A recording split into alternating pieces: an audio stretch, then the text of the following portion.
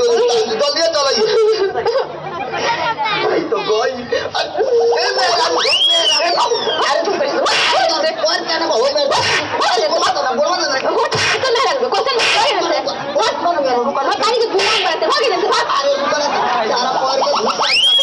माफी जान बुझ के गलती के भूल को होता रे आप जान बुझ के गलती के भूल को होता रे देखो मेहरा देखो माफ कर दो मेहरा माफ कर देख मैं मान जा मेरा तो जो करे करते यार और का कहत रहे थे अपने मोबाइल से तू का कहत रहे केवल बाबू तो घर ही नहीं खरीदले हां मोटरसाइकिल नहीं खरीदले तो कपड़ा नहीं खरीदले हो ए मेहरा अरे तो हम सब तारा सुंदरता तो सब छोड़ दे माफ कर दे अच्छा हमरा मुंह पर दूसरे बोलते रे अपना मतारी के मुंह पर दूसरे बोल रहे बल्कि नौकरानी बन करे नौकरानी बटल बनी ना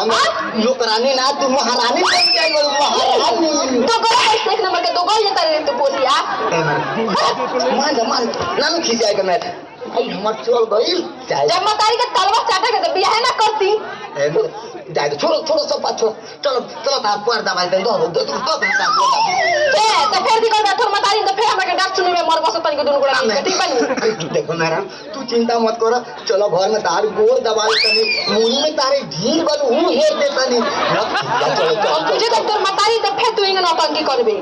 ना मेरे कुछ ना होई चलो घर में चलो दोन कहबू तोन पर गोर दबा दे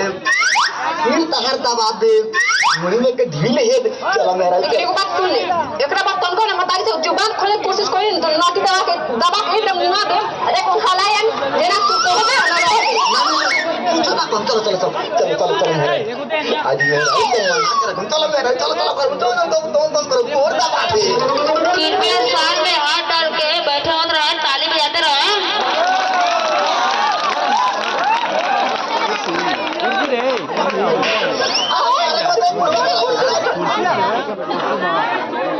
हो जाएगा